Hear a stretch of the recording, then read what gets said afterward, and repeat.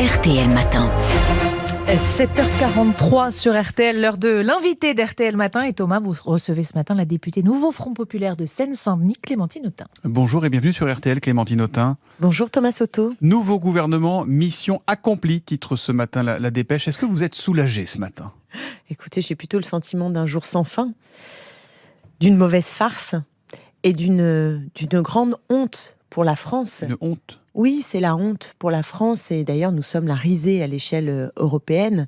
Comment imaginer que ce pays qui a été l'un des berceaux de la démocratie se vautre aujourd'hui dans un scénario qui tourne le dos précisément à ce que sont nos principes républicains. Et le responsable, c'est Emmanuel Macron, qui a d'abord imposé la dissolution. Et quand il a vu le résultat, visiblement, ça ne lui convenait pas, ce résultat. Alors, il a voulu contourner. Au lieu de nommer Lucie Castet, qui était celle qui incarnait la coalition arrivée en tête, c'était quand même le chemin qui, d'un point de vue institutionnel, était le plus logique, le plus légitime, il a bricolé pour imposer toujours la même politique. Parce que c'est ça son obsession. Illégitime avant même d'être né, ce gouvernement ? Bien sûr qu'il est illégitime. Mais pourquoi ? Parce que si on fait les comptes, si on additionne les voix des macronistes, du MoDem, d'Horizon, de LR à l'Assemblée, ils ont plus de voix que ce qu'avait le Nouveau Front Populaire. Oui, mais vous voyez ça bien reste une majorité relative, mais qui est plus forte que celle du Nouveau Front Populaire qui était menée par Lucie Castet. Sauf que vous voyez bien que tout ça est fait de briques et de broc et sans clarté vis-à-vis des électeurs et des électrices.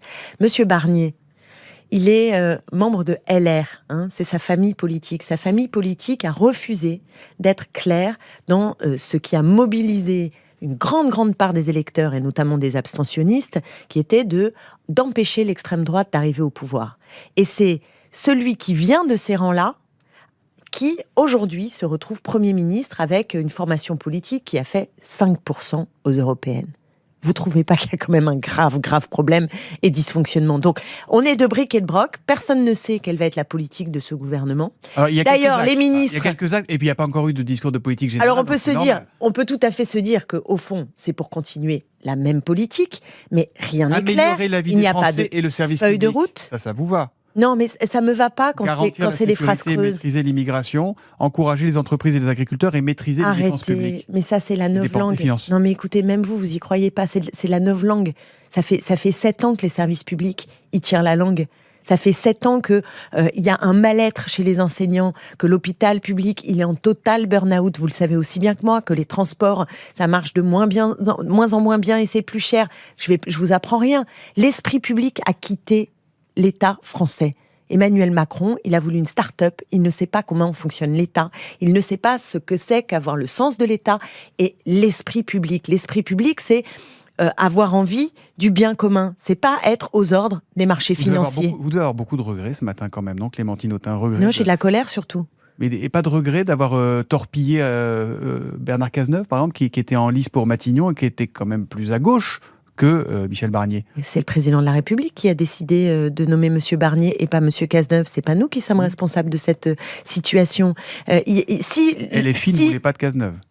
Écoutez, si le président de la République avait accepté qu'il y ait un premier ou une première ministre de gauche qui aurait fait quoi en quelques semaines, qui aurait été capable d'abroger la réforme des retraites, déjà immédiatement par décret, le RN, qui aurait été, on va en reparler. Vous voterez ça? Attendez, on va en reparler. Mais nous, oui, mais je vous dis ce qu'aurait fait un gouvernement Castet. C'est important de le savoir parce que c'est ce que ne voulait pas le président de la République. En quelques ordonnances, nous aurions pu remettre à l'endroit ce qu'Emmanuel Macron a mis à l'envers. Nous aurions pu à l'Assemblée nationale trouver des majorités pour taxer les hyper riches et les grands groupes, pour un peu de justice fiscale dans ce monde de brut. Nous aurions pu augmenter les salaires.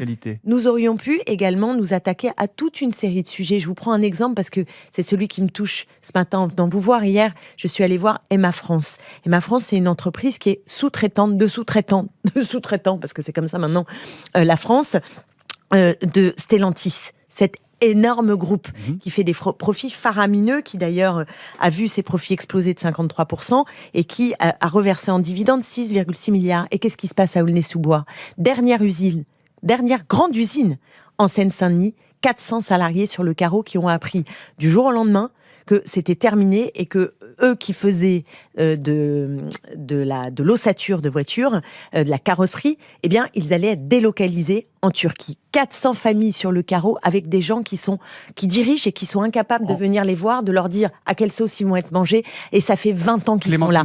Qu'est-ce qu'on fait pour la sous-traitance ? Est-ce qu'un gouvernement va s'occuper de ça un jour, de la sous-traitance ? Vous pensez que le gouvernement Barnier, il aura envie de favoriser la délocalisation des... Mais c'est pour ça que je vous parle de phrases creuses. Monsieur Soto, c'est pour ça que je vous parle de phrases creuses. C'est quand j'entends Monsieur Barnier nous dire même sur l'immigration, ça va être rigueur et humanité. C'est des choses que j'ai entendues. Alors les services publics, oui, on veut plus de services publics. Mais à un moment donné, il faut regarder les comptes, il faut regarder la réalité des investissements. La sous-traitance, c'est un problème massif aujourd'hui. Massif. Que fait l'État ? Vous avez entendu ? Je peux vous poser une petite question. Les ministres venir au chevet de cette désindustrialisation, de ces délocalisations et de soutenir les salariés. Quel est votre but face au gouvernement de Michel Barnier ? C'est le faire tomber le plus rapidement possible aujourd'hui ? Mais je pense qu'il ne peut pas tenir. En fait, c'est intenable. Est-ce que c'est votre but ? Mon but, c'est que nous puissions gouverner le plus vite possible. Donc de faire tomber le gouvernement Je Barnier pense que ce gouvernement est illégitime. Oui, nous déposerons une motion de censure. Et vous savez très bien que si ce gouvernement continue, c'est uniquement parce que l'extrême droite le décide. Ils sont sous perfusion de l'extrême droite parce que Emmanuel Macron s'est mis dans leurs mains.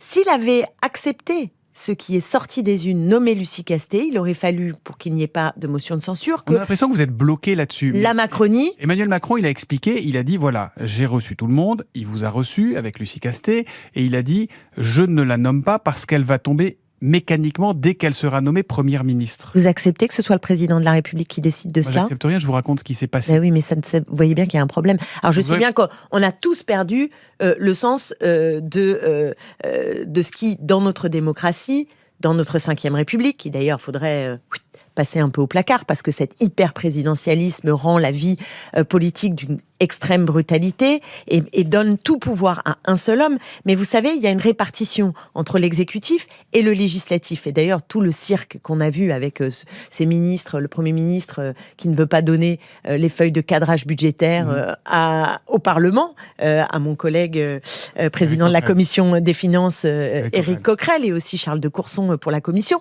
Ce n'est pas normal en démocratie. Ce n'est pas au président de la République de décider qui, comme Premier ministre, va tomber ou non. On n'en sait rien. Et c'était à la Macronie de ne pas voter la motion de censure contre Lucie Castet, a priori, pour laisser une chance à la coalition arrivée en tête de gouverner. Vous allez voter, vous, la motion de censure face à Michel Barnier, mais parce sans que laisser une chance au produit. Mais il n'y a aucune raison de laisser une chance à un Premier ministre qui vient d'une formation politique qui est à l'envers du message principal adressé par les Français. Nous ne voulons pas de l'extrême droite au pouvoir, et d'un Premier ministre qui vient d'une formation politique qui a fait un score tout petit. Voyez ce qui se passe, c'est qu'aujourd'hui, c'est un gouvernement des vaincus qui va diriger ce pays. C'est un gouvernement des vaincus. Vous trouvez ça normal en démocratie ? Non, c'est un scandale. Merci beaucoup à vous, Clémentine Autain, d'être venue ce matin sur RTL, et bonne journée. Merci.